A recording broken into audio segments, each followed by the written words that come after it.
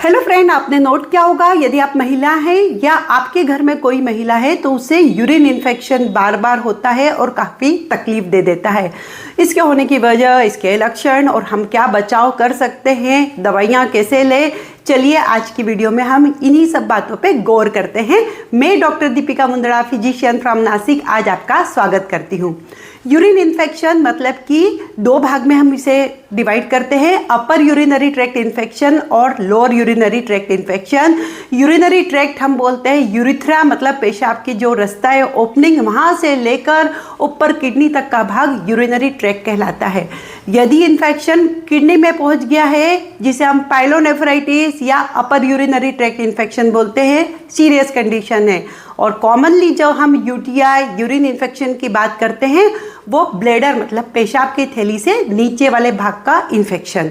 Serious infection के लक्षण क्या होते हैं? जैसे किडनी इन्फेक्ट हो गई तो बुखार आना, ठंडी बजना, उल्टी होना और कमर दुखना और काफ़ी थकावट होना, कमजोरी आना, जो कि डायबिटीज़ के पेशेंट में बहुत ज़्यादा कॉमन है, उम्र से ज़्यादा होता है, या जिन्हें कोई बीमारी हो, डिफेक्ट हो, जिसे हम बोलते हैं पाइलोनेफ्राइटिस, वो इमरजेंसी है।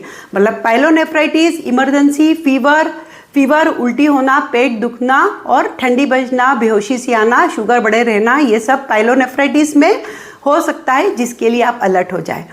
यूरिनरी इन्फेक्शन के वैसे सिम्टम्स होते हैं, सिर्फ बार बार पेशाब करने जाना, पेशाब करने में जलन होना, रात को उठ के पेशाब करने जाना, संबंध होने के बाद तकलीफ होना, ये कॉमन सिस्टाइटिस के लक्षण हो सकते हैं।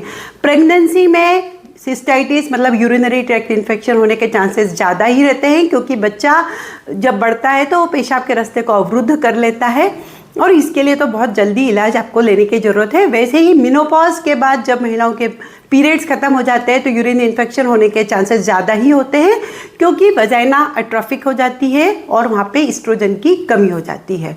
महिलाओं में ज़्यादा इन्फेक्शन पुरुषों की तुलना में बहुत ही होते हैं। उसकी वजह होती है इनकी यूरिथ्रा जो होती है वो छोटी होती है बनावट में, और ये किंग्ड भी नहीं होते हैं, तो बैक्टीरिया नीचे से ऊपर जल्दी चढ़ जाते हैं। मतलब इसका मतलब है कि नीचे के बैक्टीरिया ही जब ऊपर जा रहे हैं तो नीचे के प्राइवेट भाग का केयर करना बहुत इंपॉर्टेंट है यूरिनरी इन्फेक्शन को रोकने के लिए। रिस्क फैक्टर होते हैं आपका बार बार इंटरकोर्स होना, मल्टीपल सेक्सुअल पार्टनर होना, यदि आप डायफ्राम यूज़ कर रहे हैं जिसमें स्पर्मिसाइड जेल लगा हुआ है, डेफिनेटली प्रेगनेंसी, अनॉटमिकल डिफेक्ट मतलब कुछ बनावट आपकी जैसे सिस्टोसिल वगैरह, ये इसके इन्फेक्शन को बढ़ा देते हैं। इनकम्प्लीट ट्रीटमेंट लेना, यस, मैंने देखा है जो इनकम्प्लीट एंटीबायोटिक का ट्रीटमेंट लेते हैं उन्हें तो बार बार होने के चांसेस ही है।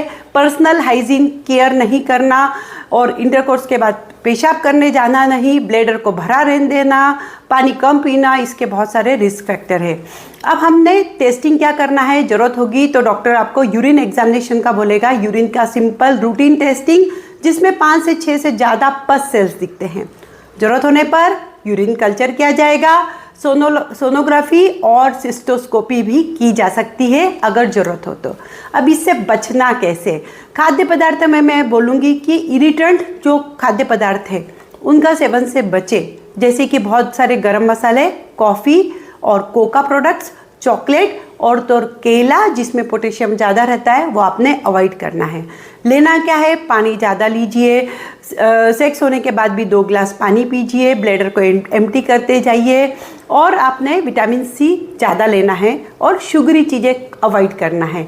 साथ में पर्सनल हाइजीन में हम बताएंगे कि महिलाओं ने शावर लेने से बचना है, प्राइवेट पार्ट को पहले सामने से पीछे की तरफ क्लीन करना है। यदि आप स्क्रब का इस्तेमाल कर रही है तो उसे अवॉइड करके सामान्य कपड़े धोने, वॉश करने का एक क्लॉथ इस्तेमाल करना है जिसे अच्छे से क्लीन किया गया है।